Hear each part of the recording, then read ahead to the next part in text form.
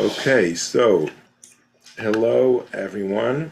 I think we are live streaming now. I just want to make sure. Oh wait, hold on. What's going on with YouTube? Yeah, we just need to decide this video is private.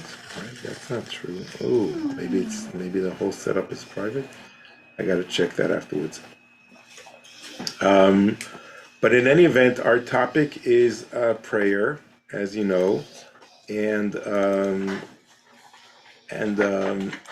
what we've been spending the first, the last two times was the concept of Keva versus Kavanah, which Keva is institutionalized prayer versus Kavanah, spontaneous prayer. And we looked at different models in the Bible of spontaneous prayer, of Hannah that was praying for her children and were yearning for them and went and prayed and sort of like invented this prayer institution. Oh, hi Larry, hi Naomi. Please grab a Siddur over there. We're going to use that today. No,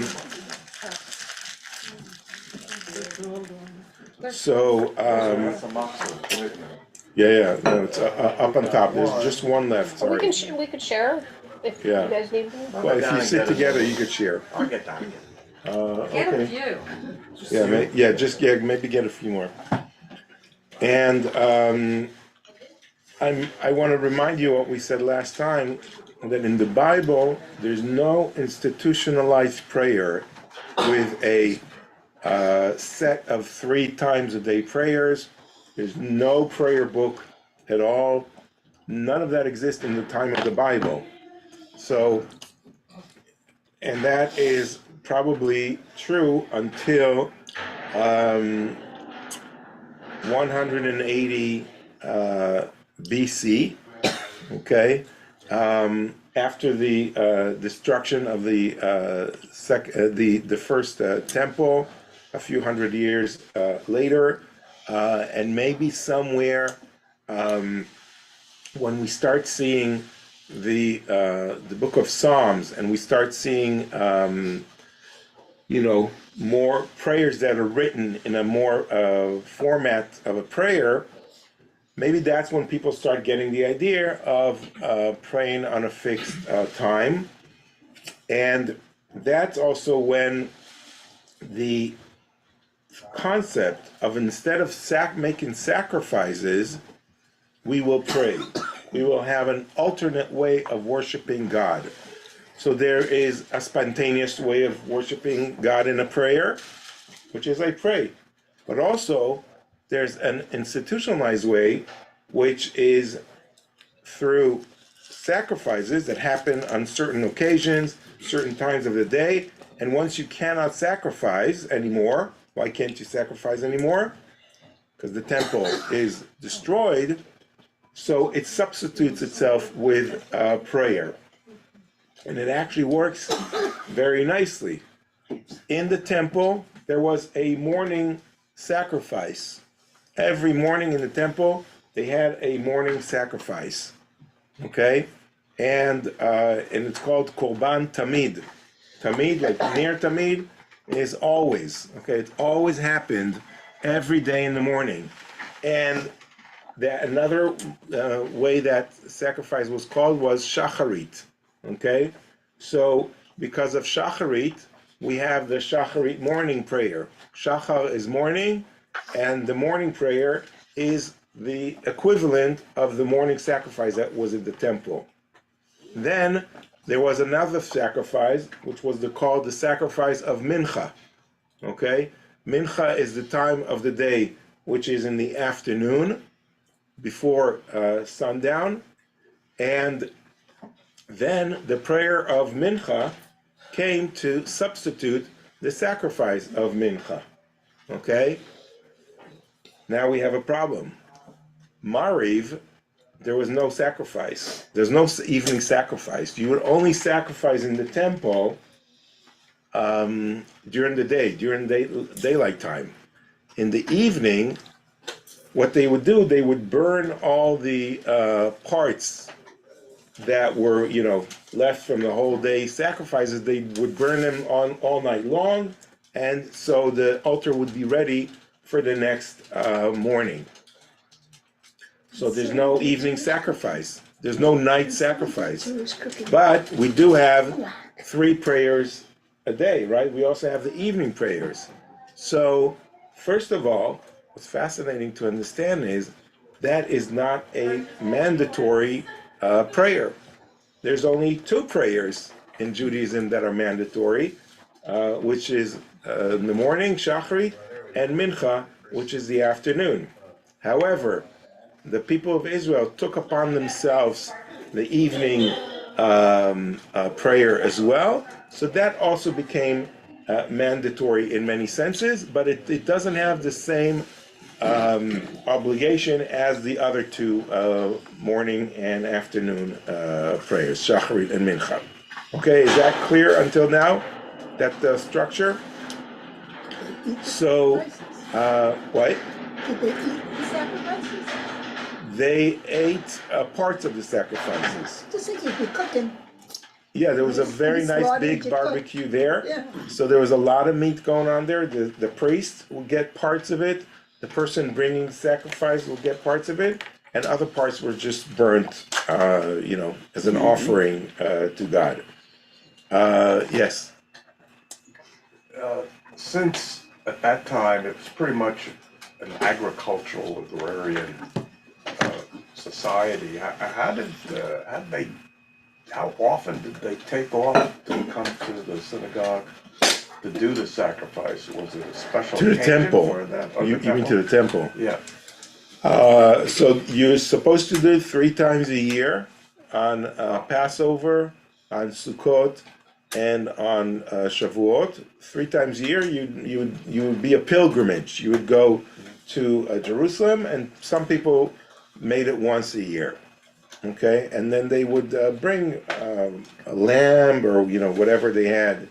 There was very expensive for them. It wasn't something easy. And then people who were more rich would really donate to the temple, their flock or something like that. But when the temple was destroyed, no more sacrifices. Okay, and this is the main form of worship that people had. The people of Israel, that's all they knew how to worship. So the temple was destroyed, no more sacrifices, no more way to worship God. You can't come 3 times a year to gather together as a community, the people of Israel. Everyone's bringing their offerings from their fields or from their flocks. A lot of things that you can't do anymore. So the entire religious life of the people of Israel stops. It's on halt. And this is a religion that's about to demolish itself and leave the face of the earth. Okay, do you understand? And we look at other religions. The paganism is like the biggest religion in the world, right? The Romans that were pagans, the Greeks, etc.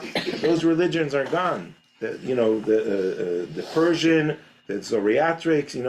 These were like the leading religions of the world. They were all gone. Millions and millions of people were practicing these religions. They no longer exist. Therefore, we need to understand that the only reason we're sitting here now is because it's someone, and we don't know who it is, by the way, thought to substitute prayer for the sacrifices. Okay? Someone said, although we don't have a temple, although we don't have a place to worship, although we're not in connection with God anymore, because that's what they thought the sacrifices were, we will come and create an institution that will substitute the sacrifices. And not only that, you don't have to only pray in the temple. You could pray outside of the temple.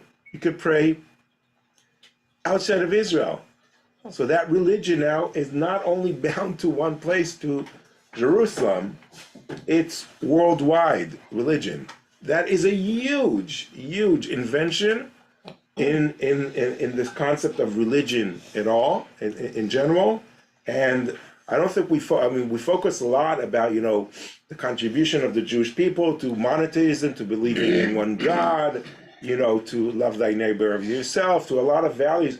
We don't understand the revolution that Judaism has brought to itself, but also to the world through the form of institutionalized prayer.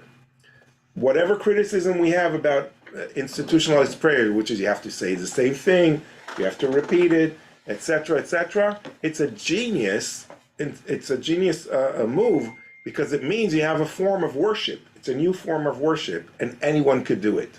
Not only the priests, not just the rabbis, not just men that would offer sacrifices. Women could also do it. Children could do it. It makes it also a much more democratic religion in many, many ways. Any questions? Yes. Were the first, in quotes, prayers, were they simple structures, or were they more complex? Were they 3 sentences long or 4 paragraphs long? Your question is the question that maybe 1,000 people wrote their PhDs on, and they don't have an answer. It's a brilliant question, but what all the researchers agree is that the prayer that we see today, this huge prayer book, did not exist at the beginning. It was small structures.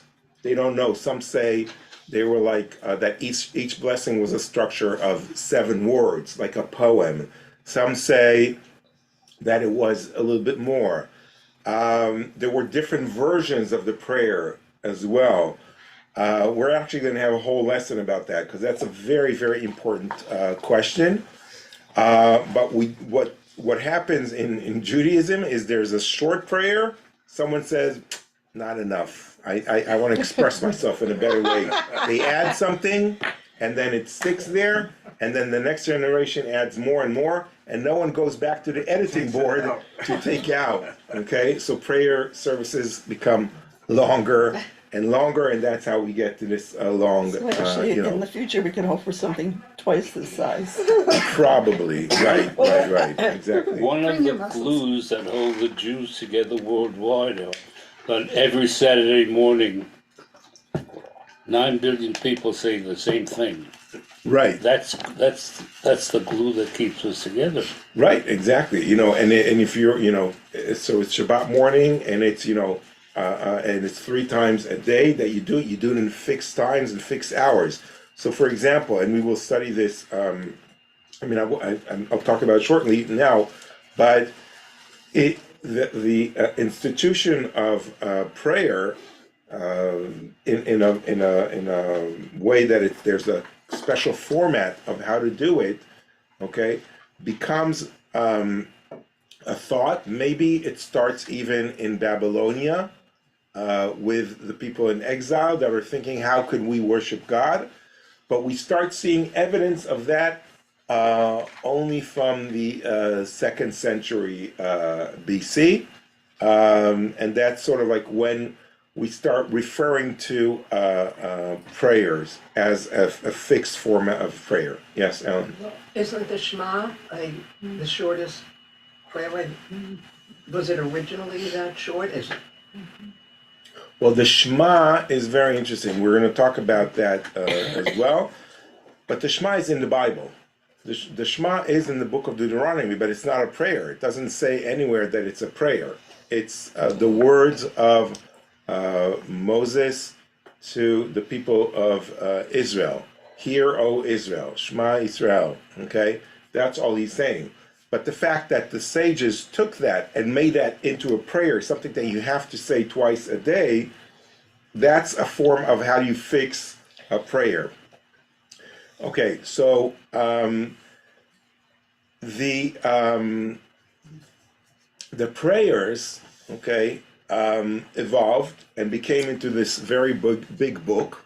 But in this very large book of prayer, okay, there are two sets of prayer that are the main part of the service. Okay? And if someone, for example, doesn't have time, they just need to say these two parts. Okay? And they don't have to say all the other parts. All the other parts are sort of like additions. And these two parts, one is the Tfilat Shmonesre, which is 18, or Sheva, which is 7, or Teisha, which is 9. And this is, Tfilah is the translation is prayer, okay? And now I need to stop and explain that there are two forms of using the word prayer, okay? The word Tfilah. One is the form that we use, which is, I pray for my heart, I have a prayer book, okay? We study about prayer, that's one form of saying it.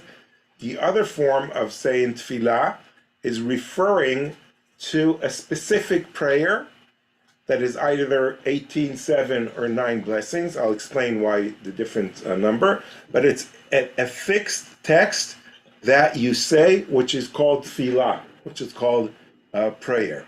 Okay, so there are two ways. So when I say prayer, I'm going to have to, from now on, explain to you which prayer I'm referring to. Am I referring to, let's pray together, a prayer book, okay, etc., a general concept, or am I saying prayer and referring to the actual fixed text of the 18, 7, or 9 blessings?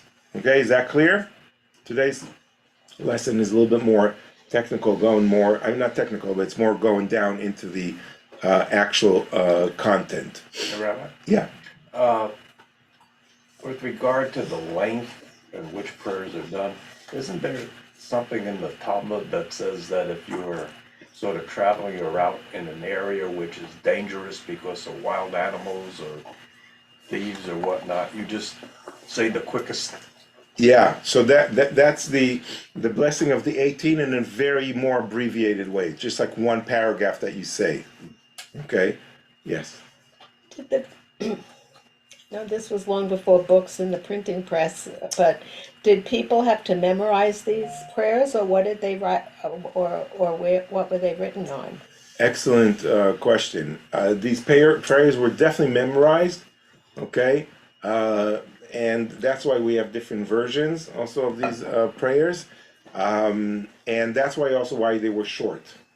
Okay, you can't memorize this whole book. So that's definitely how prayer evolved at the beginning. And then we do have evidence that probably the person leading services would have maybe one prayer book in the synagogue. Okay, and he would know what to do with it. But not everyone else would have a prayer book. But the Muslims memorize the Quran. Yeah. The whole one. No, also the sages memorized the Bible as well. They knew the Bible by heart. The whole Bible, they knew the Talmud. A lot of people would memorize it. That would be, they would start at age 3 and just memorize it. Okay? So, these fixed prayers. So I'm saying I said there are two sets of prayers that are the ones that you're obligated to say 3 times a day, the Tfilah, the prayer, the 18, 7, or 9, you have to say 3 times a day, which is Shacharit, morning, Mincha, afternoon, and Mariv, which is evening, okay? And the Shema and its blessings, that's the second set of prayers, which you have to say in the morning, in the Shacharit, and in the evening, okay? So if we build ourselves a chart here, okay,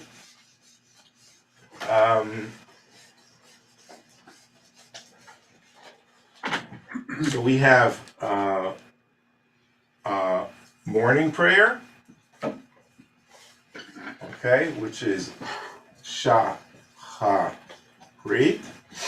okay, and you have to say, okay, the 18th blessing, that's the Tfilah,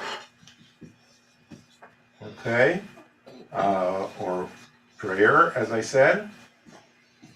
Okay, so you say that, and the Shema,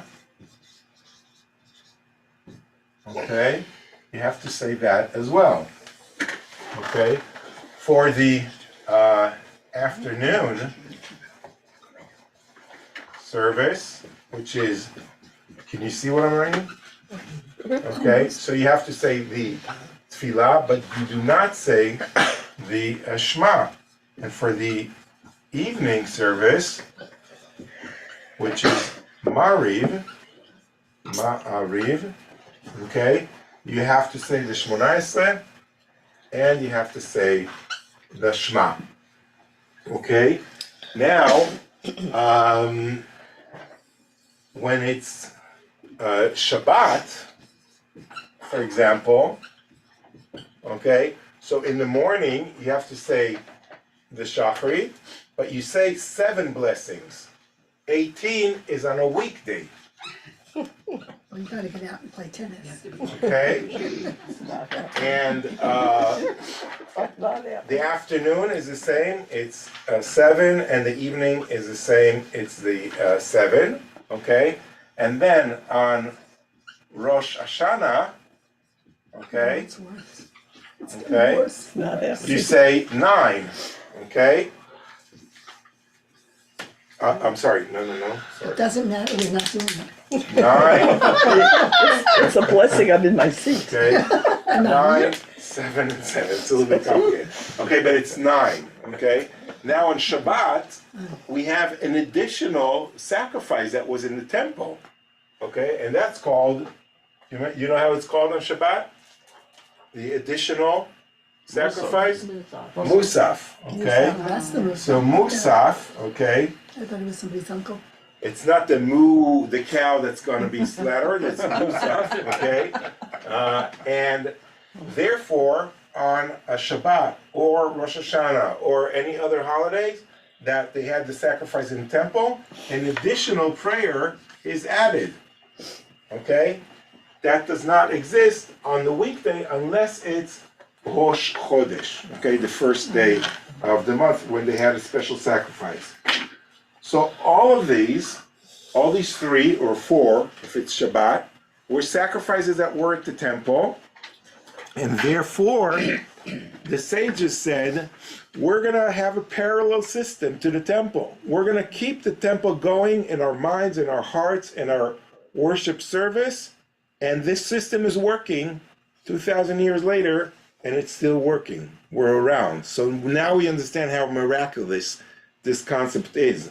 And by the way, I don't think that even if the temple would have kept going, I don't think it would have survived with sacrifices because of the way we look at history and the way we see how humanity evolved. No one makes sacrifices today. Okay, I think, maybe Judaism would have been extinct in a certain way. So maybe it's even to the benefit of Judaism that this happened to it, and that they were able to move to a more democratic ritual, which allows people who are not just priests to worship God, people who are, and not just men, not just adults, also women, etc., to pray. Yes. Is there any significance to the numbers, like the 3, the 9, the 18? 7. Yeah, that's the next topic I wanted to talk about, and that is the 3 plus 3 model. Okay, 3 plus 3, and what's in between?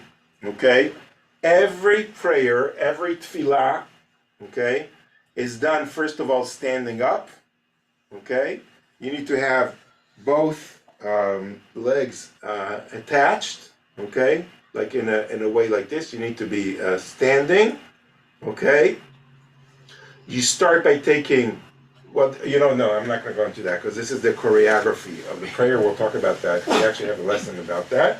But it starts with 3 blessings, okay? And then there's what I call the sandwich in between, okay? And it's ended with 3 blessings. These 3 blessings appear, these 3 at the beginning and 3 at the end appear in every prayer. In the Tfilah, in the 18, in the 7, in the 9, in the Musaf, in all of them, you start with the same 3 prayers all the time, and you end with the 3 prayers all the time. What changes is the middle. Okay, so on a weekday, you would have how many prayers in the middle? How many blessings in the middle? 18? 12. Okay? The 6. Why? 18 minus 6. Okay, it's a math. Okay. On Shabbat, how many would be in the middle? 1. Okay, 3 plus 3 at the end. 1 in the middle. That's 7. On Rosh Hashanah, how many do you have in the middle? 3. Okay, 3 at the beginning, 3 at the end. So the middle will remain with 3. Okay, so that's how we know about the content. And now, going a little bit more deeper into that, so the 18 blessings during the week, they and this is what I wanted to sort of like open up and that we open up the prayer books and look at the actual content.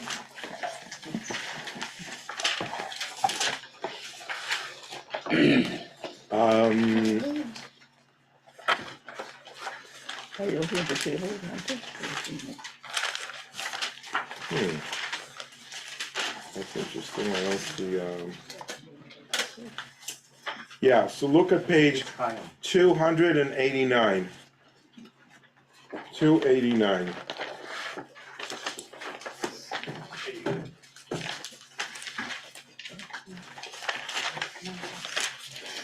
Sorry, 291. 291. Well, we've added prayers very quickly there. What? We've added a whole lot of prayers to jump the board. Yeah. So on page 299, I want you to see the structure in action. Okay? So we have, you remember we said we have 3 blessings at the beginning and 3 at the end that repeat in every Amida. So what are the 3 first ones that are always there? The first one is the one with the patriarchs. Okay? And look at the, for example, on page 291, on the English side, the paragraph that starts Baruch Atah Adonai, which is blessed are you God, okay, our God and God of our ancestors, God of Abraham, God of Isaac, and God of Jacob, God of Sarah, God of Rebekah, God of Rachel, and God of Leah, great, mighty, awe-inspiring, transcendent God, who acts with kindness and love, and creates all who remembers the loving deeds of our ancestors, and who will lovingly bring a redeemer to their children for the sake of divine honor. Okay, and you move to the next page, 292. You are the sovereign who helps and guards, saves and shields. Baruch atah Adonai, blessed are you, God, shield of Abraham and guardian of Sarah. So this blessing talks about the ancestors and their relationship to us and to God as the God of our ancestors. So it's like a historical blessing that's connecting us to our past and to our heritage. It's a beautiful blessing, right? The second one that appears in every Amida is Vurot, God's saving care. You are ever mighty, Adonai. You give life to the dead. Great is your saving power. And now, if it's winter time, from Shemini Atzeret until Pesach, we add, you cause the wind to blow and the rain to fall. And if it's summertime, from Passover, Pesach until Shmini Atzeret, some add you cause the dew to fall. And then you sustain the living through kindness and love, and with great mercy give life to the dead. You support the falling, heal the sick, loosen the chains of the bound, and keep faith with those who sleep in the dust. Who is like you, Almighty, and who can be compared to you, the sovereign who brings death and life and causes redemption to flourish? You are faithful in bringing life to the dead. Baruch atah Adonai, blessed are you, God, who gives life to the dead. Okay, so this lesson talks about God's mighty abilities to bring life, to restore life, to raise, to give life to the dead. And here it's considered that in some interpretations it actually talks about, the resurrection of the dead, but some other interpretations talk about this, that we are like, people who don't have God in their life, that don't have any strength, that don't have any, spiritual path, they are like dead. So, it's like God give us strength, so we are not walking alive like dead people, that we have a meaning in our lives and that we have a spiritual life. So that's the second blessing. Then on page 293, at the bottom is the third blessing. Okay, holy are you and holy is your name. Holy ones praise you each day. Baruch atah Adonai, blessed are you, God, the holy God. So this one talks about God's sanctity, okay, and how He is, and how we sanctify His name. So these three blessings are at the beginning of every Amidah, okay? On page 294, we have the prayers that we say during the week, okay? The 12 middle prayers. 12 or 13, because there are different versions of that. So the first one is knowledge. You graciously endow human beings with knowledge, and you teach understanding to humanity. May you grace us with knowledge, understanding, and wisdom. Baruch atah Adonai, who bestows knowledge. Repentance. Turn us, Avinu, our Father, to your teaching, and bring us closer, Malkenu, our God, to your service, that we may truly turn and face you. Baruch atah Adonai, blessed are you, God, who desires our return. So this talks about repentance, forgiveness. Forgive us, Avinu, our Father, our Creator, for we have sinned. Pardon us, Malkenu, our King, our Sovereign, for we have transgressed. For your nature is to forgive and pardon. Baruch atah Adonai, blessed are you, God, who is called gracious and is exceedingly forgiving. Okay, so every day we also ask God to forgive us for the wrongdoings that we do. Redemptions. Look upon our suffering and take up your cause. Redeem us soon for the sake of your name. For surely you are a mighty Redeemer. Baruch atah Adonai, blessed are you, God, Redeemer of Israel. Okay, so here we are probably a blessing that was written when Jews were in exile and wanted to be, redeemed and be brought back to Israel. So it's sort of like asking God to redeem them as a people. On 295, the blessing of healing. Heal us, Adonai, God, that we may be healed. Save us, that we may be saved. You are the one deserving of praise. Bring complete healing to all our suffering. And if you want to mention specifically someone who's ill, you do that here. Our God and God of our ancestors, may be your will to send speedy and complete healing of body and soul too, and you add the name of the person you want to say, along with others who are ill. Strengthen as well the hands of those concerned with their care. And now the blessing continues. For you are God and sovereign, a faithful and compassionate healer. Baruch atah Adonai, blessed are your God, healer of the ill among your people Israel. Okay, so here we're praying for the well-being of other people of Israel. By the way, in ancient tradition, it didn't say the people of Israel. It just said people who are sick. Okay, so at a certain point, it kind of changed. And we'll talk about that in the next session, how these changes in prayer happened. A time of abundance, okay? This is for prosperity and parnasa, like a more, like, so people are also get to ask something for their economic situation. Adonai, God, our God, make this a blessed year for us.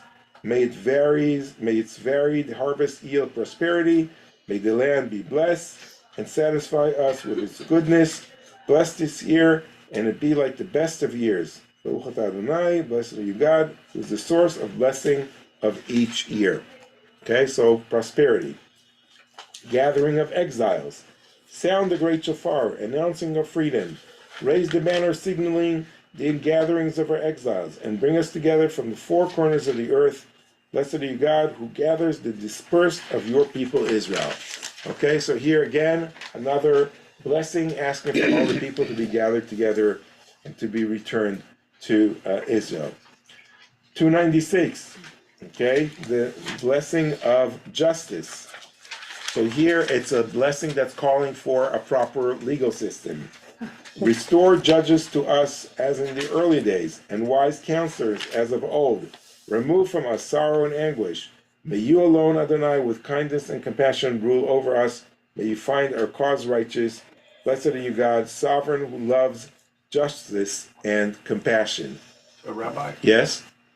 does this reference to judges relate to the period of judges or to some other time? No, to other times. I think it refers to the fact that, again, Jews in exiles, they had to be sentenced in other courts that were not always fair to them, and this is a yearning for to have their own sovereignty and to have their own judges that will rule according to their laws. The end of wickedness. Okay, another beautiful blessing. May the hopes of those who would defame us be dashed. May all wickedness be instantly frustrated. May all your enemies be quickly cut off. Root us, subdue, break, and humble the arrogant speedily in our day. Blessed are you, God, who defeats enemies and humbles the arrogant. Okay, so it's interesting that all these desires and longings and aspirations as a people or as individuals are put in the prayers. Okay, each different categories which is really what people care about and what people worry about day to day. It's put in the prayer. So the prayer is actually helping us to really talk about, what we need and want in our lives, but in a nice format that's helping us saying it. The righteous. May your compassion, Adonai our God, flow to the righteous, the pious, the leaders of the people of Israel, the remnant of the sages, the righteous converts, and us all. May all those who trust in your name be truly rewarded, and may our share be among them, so that we never be shamed for trusting in you. Blessed are you, God, promise and support of the righteous. So here is another blessing Righteous about that. Right? Righteous converts just struck me as modern instead of ancient. That what? I think was the concept or the acknowledgments of righteous converts here struck me as very modern, almost antithetical. It just didn't. Yeah. Didn't fit Well, the pattern. but they were converts back then as well. I imagine. And so they wanted to also pray for them and include them in the prayer. But the way the way this prayer was written, and maybe this is when you say like modern language, they made it in a very simple language. When you open the book of Psalms, it's very hard language to follow. Okay, it's very poetic, it's exalting, it's ecstatic. It's not always very clear. What are the roots of the letters? What is the meaning of each word? It is very difficult. They deliberately wrote the language of the prayer, okay, in a very simple way that every person could say and understand. So the translation here in English doesn't make it simplistic. That's the actual translation, because the Hebrew is also written in a very simple day-to-day speech. And that's, I think, is a very smart concept. Jerusalem, in your mercy, return to your city, Jerusalem. Dwell there, as you have promised. Rebuild it permanently, speedily in our day. May you soon establish the throne of David in its midst. Blessed are you, God, who rebuilds Jerusalem. Okay, we said, when we studied first about the story of David and Bathsheba, right? And we studied all those Bible chapters, and we talked about the importance of the Davidic lineage and his kingdom.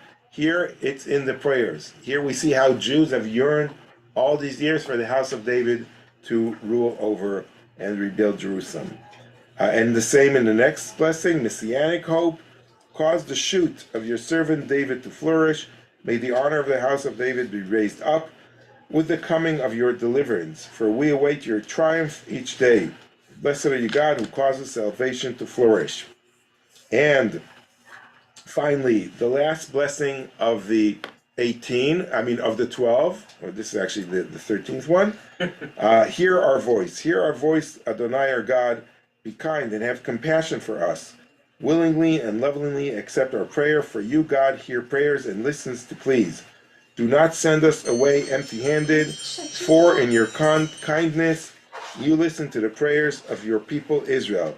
Blessed are you, God, who listens to prayer. Okay, so that's like a concluding. All the prayers we just had, please listen to it. It's like an additional prayer. And now, look at the bottom of page 297. What does it say? 3 concluding brachot, the 3 last blessings. So here now we have the last 3 blessings that appear in every prayer. Okay, so we're sort of like out of the day prayer, and now we're going into the last 3 that conclude every prayer. The first one is the service that we offer. Adonai our God, embrace your people Israel in their prayer. Restore worship to your sanctuary. May the prayers of the people Israel be lovingly accepted by you. And may our service always be pleasing. Okay, 298, after the small print. May your eyes behold your compassionate return to Zion. Blessed are you, God, who restores your divine presence to Zion. Okay, so here, this blessing is really to restore the work of the temple and restore people of Israel being back in Israel. And at the top of page 298 is what we add on Rosh Chodesh, on the first day of the month, and during holidays like Passover and Sukkot, which are special blessings. Then the one before the last is the Birkat Modim, the page 298, gratitude for life and its blessing. Look at this beautiful prayer. We thank you, for you are ever our God and the God of our ancestors. You are the bedrock of our lives, the shield that protects us in every generation. We thank you and sing your praises for our lives that are in your hands, for our souls that are under your care, for your miracles that accompany us each day, and for your wonders and your gifts that are with us each moment, evening, morning, and noon. You are the one who is good, whose mercy is never ending, the one who is compassionate, whose love is unceasing. We have always placed our hope in you. And then on page 299, for all these blessings, may your name be praised and exalted, our sovereign, always and forever. May all the lives thank you always and faithfully praise your name forever, God of our deliverance and help. Blessed are you, God, your name is goodness, and praise of you is fitting. Okay, so we almost end each blessing with thanking God for our being, for keeping us sustainable, for giving us breath, for getting us through morning, getting us through evening, through afternoon. Just like give us more moments, special moments in this life, and we will cherish these moments, and we will be thankful for every moment. So you can imagine if you say this 3 times a day, you become a very, a person of gratitude. It really humbles you in many ways. And the last blessing, okay, which is the blessing of peace. Okay, every prayer in Judaism ends with peace because this is the ultimate Jewish aspiration. And 299, the prayer of peace.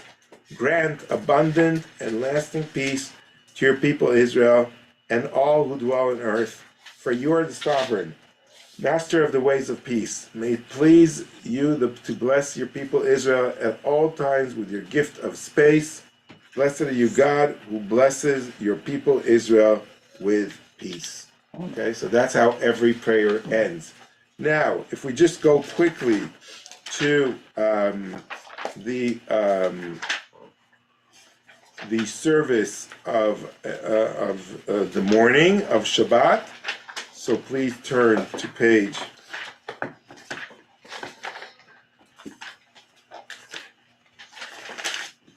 159.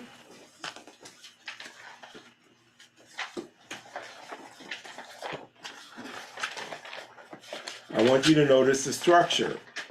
The structure is we start with the first three prayers, okay? The first one is the prayer of the ancestors, just like we had in the day service. The second one on page 160, okay, is of God's saving cares and all his mighty qualities, okay? Gives life to the dead and all that we talked. Then on page 161, God's sanctity, okay?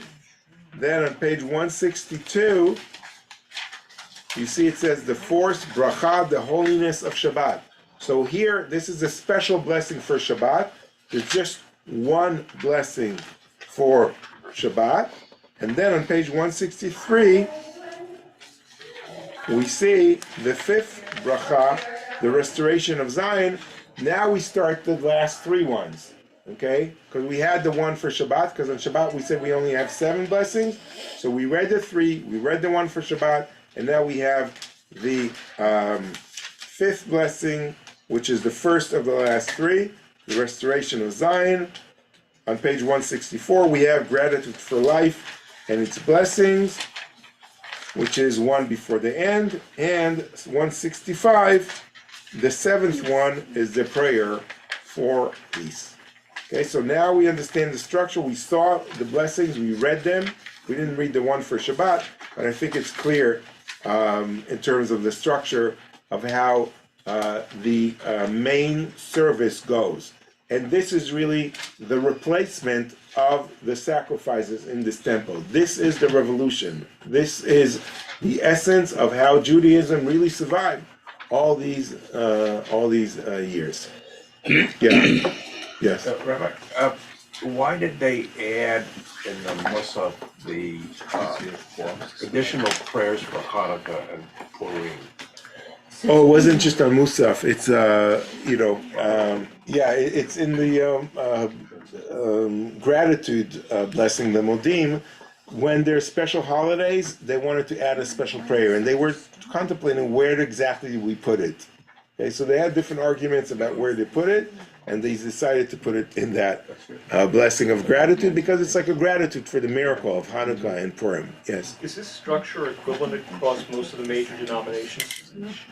Yeah, this has nothing to do with, I think even in Reform Judaism, they follow this structure. Conservative, Orthodox, they all follow this structure. Yes. Can you just talk about what it means, giving life to the dead? It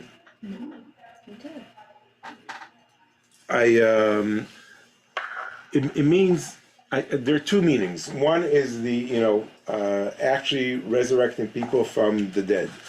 Okay, I don't connect to that concept so well. And there are other interpretations, which is giving life to the people that if they don't have rain, if they don't have crops, if they don't have also a spiritual life, they are like walking dead people. Okay, so either they die of hunger or they die of spiritual hunger, meaning human beings have more in this world than just to eat and drink. Okay, and that. Okay, there's a more meaningful spiritual life, that God sort of like resurrects us from the dead when we have these things from Him. Okay. I think I was taught that it also meant, and just help me, you keep the dead alive through memory, and that you pass through generations and legacies and time, so that time isn't a factor. Death doesn't end a memory. Yeah, I mean, that concept is definitely a Jewish concept. I don't. It's a nice interpretation for this prayer. I've never heard that, and I'll add that to the. I grew up with that one. But for this blessing, or is a concept? I don't know, because we never went to the temple. So. Okay, no, but that concept is more for the. It's more for the all the services around Shiva, the services in the funeral. I know you say. Yeah, so these are, or when you say Kaddish. So these are all the, it's less connected to this specific prayer, but it could add very well. It's hard to do. I want Very to, hard to do. do you want to write a prayer today? Didn't we do that? Rabbi, before you do, I have a question in the chat. Yes, Adele. Oh. Adela, you're on mute. Couldn't have been if she asked. Can you hear me? Yeah, Yeah, we sure. can. I have a question in the chat. Oh, the chat. What Shabbat Amidah blessings are said together, in which during the silent blessings? So that's the one for Shabbat. Okay, you can open again. What was it? 159. But the one for Shabbat is on page 162. Okay, and it starts, and in our synagogue we say it silently. Okay, Moses rejoiced in his portion, for you called him a faithful servant. You adorned his head with a brilliant crown when he stood before you on Mount Sinai. He carried down 2 tablets of stone, inscribed with the instruction to observe Shabbat. And it is written in your Torah, the people Israel shall observe Shabbat to maintain it as an everlasting covenant throughout all generations. It is a sign between me and the people Israel for all time. Then in 6 days Adonai made the heavens and the earth, and on the 7th day ceased from work and rested. And then on page 163,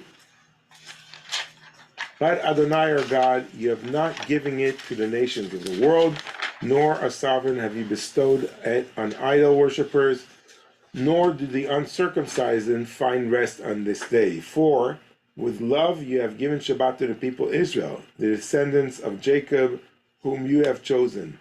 The people who sanctified the 7th day shall feel fulfilled and shall delight in your goodness. For you yourself were pleased with the 7th day and sanctified it, calling it the most beloved of days, a symbol of the work of creation. Our God and God of our ancestors, embrace our rest, make us holy through your mitzvot, and let the Torah be our portion. Fill our lives with your goodness and gladden us with your deliverance.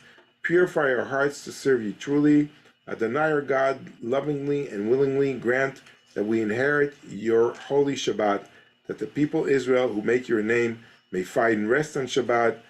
Baruch atah Adonai, blessed are you, God, who makes Shabbat holy. Okay, so that's a special blessing for Shabbat, which really, talks, when we studied about Shabbat, right? We talked about Shabbat being an important day of rest, of sanctifying it for, ourselves, for family, for our relationship with God, coming to the synagogue and meditating and being as a group together. Okay? So that's the Shabbat prayer. Okay? Yeah. Can I go back a little bit? Where we have the Shema, isn't there a discussion in the Talmud about how late can you say the Shema in the evening? when, how long Right. can you go before you actually? Well, the times of when do you pray each prayer is also very interesting, and it's part of a very, very complicated Talmudic discussion. Okay, the morning prayer. Okay, you can start saying it from the sunrise. Okay, and you need to be done. Okay, by 4 hours after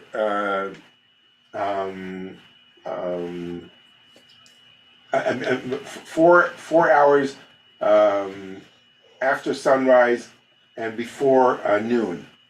Okay, so you have like that window, which is, let's say, from 6 to 10 o'clock. You need to complete that prayer. Okay, but some stretch it and say it could be even till 12, even till noon. Most authorities don't say that, but they give you like an extension, and they say if you do it then, you don't get the points though. Holiday, you're going to have all these additional prayers. It's going to take longer. Yeah, it's gonna take longer, and you're supposed to try to complete it, by 12. And the Musaf, okay, you could do that after you do the Shacharit, okay, and you do that until the afternoon. Okay, the afternoon service starts from around 1 o'clock, depends if it's summertime or winter time, and goes all the way till the evening, which, let's say, if it's summer, so it could be all the way till 8 o'clock, let's say, or something like that. Okay, and the evening service, you could start saying it even if it's light time. So sometimes it could even overlap with the mincha. Okay, so it's like from the when the sun starts shifting towards sinking down. That's when you can start doing the evening service. Although the best time is to do it when it's nighttime, but you could start it already before, and you can go all the way to the morning. Okay, till like an hour and a half before sunrise. But the Talmud always encourages us to do these prayers the minute we can do it. And the ones who get to pray when the sun rises, that's like the best. Okay, that's like considered the most righteous. Why? Is there time to live between your prayers? Yeah. So there are different. It's exhausting. There are different stories about rabbis that prayed all day long and didn't have time to do anything else. And there's also tension in the Talmud. Does a prayer precede to studying Torah? Okay, because let's say your job is to study Torah all day long, which is a big mitzvah, and now you have to stop to pray. So you're not studying Torah in that sense. You're praying. You're doing something else. Sometimes rabbis would even forget to pray because they were like so engaged in the study of Torah. So some of them say, "What could I do? I love Torah so much. I don't even have time to pray." Or some say, "I'll do a very speedy, quick service," and some say, "No, you have to stop and do it properly." And because don't forget, prayer is something you do in a minyan. You have to have 10 people to pray together. We'll talk about that next week. But study you do alone, or you do with one more person. So it's a little bit more challenging. You have to have 10 people around you all the time if you want to be praying in that setting. Okay, yes. So I'm just thinking about like the morning, or maybe any of the prayers where you can pray at home, and you don't have to have a minyan to pray at home. Is that right? Well, it's better to pray in a minyan. Okay, to pray together, 10 people. That's sort of like the preference in Judaism. If you don't have a minyan, you could do it at home. Okay. What So, about putting on tefillin? You're praying, you're alone. well, but a lot of Jews try and do it in a synagogue. They go to to a daily minyan, and they do it there. Okay, it's a preferred practice. Not I for example don't follow that, but I know it's a preferred practice to do that. I pray on my own. It's easier for me to concentrate. No It's points. faster. Why? No points. No, I get points, but not full, not not the full Getting a B. score. Partial You're credit. Yeah. getting a B. Right, partial Credit. Now you're being partial credit, exactly. If you want to complete the assignment properly, you need to do it properly. Yes, Sometimes it's hard to find a minion, so. yeah, you're It's right. better Think to of lining pray. up your stuffed animals. Yeah, if you don't have a minyan, you're still obligated to pray. The obligation is on you individually. Wow, Yeah. so you shouldn't get less points if you pray alone, if there's no minion to go to. No, but praying in a minyan is considered a mitzvah as well. Okay, so there's a very nice saying that God comes to the synagogue and is watching if there's a minyan or not. And if there's no minyan, he's like, what? You can't get like 10 Jews around here to pray, so he's not happy with us as a people. Okay, every city, it says, should have a minyan, 10 people who are not working and just hang out in the synagogue, and the city needs to sort of like support them, that they would study Torah and pray, so they hold the fort in a way. That's gonna work in Polish. They call me Yeah. the homeless. Well, I have a question about blessings and prayers. So for the Shabbat, we bless the candles and we say a blessing over the wine. But is that a prayer? Kind of, I always consider that kind of like a prayer, but so maybe it's not So really. blessings are a form of prayer, okay, and they're different forms of prayers. There are prayers where you are blessing God. There are prayers where you are asking God. There are prayers where you are praising God. There are even prayers where you're talking at God, in different ways that we discussed in the previous weeks.